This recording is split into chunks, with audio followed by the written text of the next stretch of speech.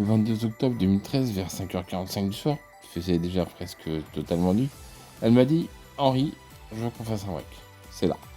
Sans doute que tout s'est joué. En dernière analyse, ce sont ces moments-là qu'on retient toujours. Ils sont comme des jalons de nos existences, comme des phares le long d'une côte. C'est en tout cas là que je l'ai perdu, au sens propre comme au sens figuré.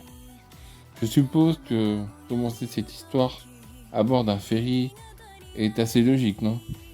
J'ai vécu 7 ans sur une île boisée au large de Seattle. Et il ne se passe pas un jour sans que je pense à elle. Le lieu, quelque part entre Anacortes, sur la côte du nord-ouest Pacifique, et Glass Island. À bord de l'Eloi. Le moment, une nuit tumultueuse, une nuit pleine de fureur et de ténèbres. Une véritable nuit de tempête. Il faisait un froid glacial ce soir-là. Je m'en souviens. La pluie des îles tombait à se renverser. Et au-delà des lumières du ferry dans le noir, on entendait la mer gronder, comme une bête perpétuellement affamée et courroucée. À cause du vacarme infernal des 8000 chevaux vapeur et des rafales de vent hurlant à nos oreilles, elle avait élevé la voix. J'ai fait de même. « Quoi ? Qu'est-ce que tu racontes ?» Elle a battu des cils, baissé les yeux et les a relevés.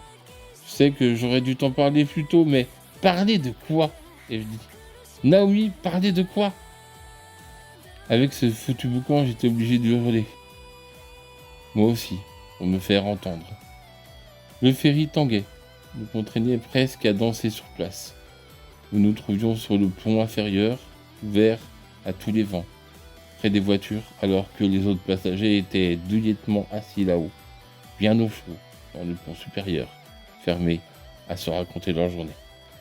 C'était Naomi qui avait tenu à descendre. Ici, à croire qu'elle ne voulait pas qu'on nous voie ensemble.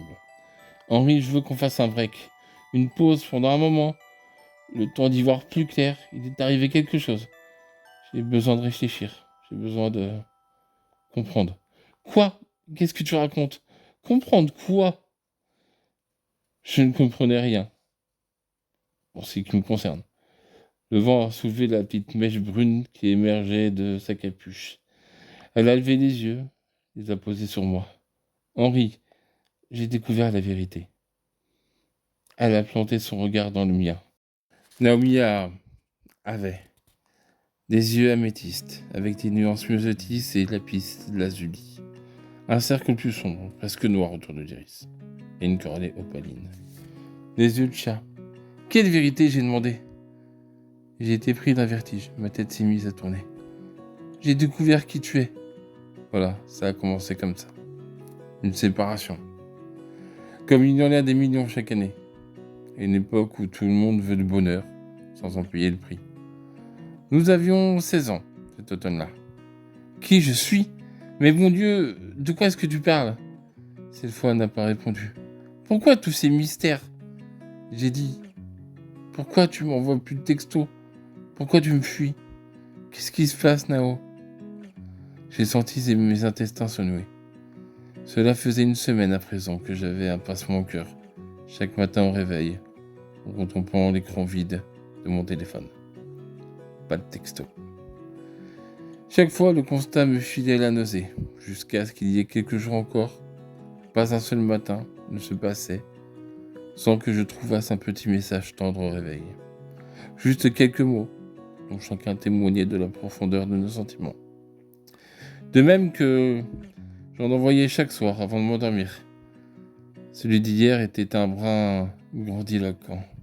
Il disait « Rien ne nous séparera jamais. Je t'aime, je t'aimerai toujours. » Je sais ce qu'est une rupture. J'ai vu Lochland très pâle, au bord des larmes, au fond de ce pub miteux, quand Kazé Incho lui a annoncé que c'était fini.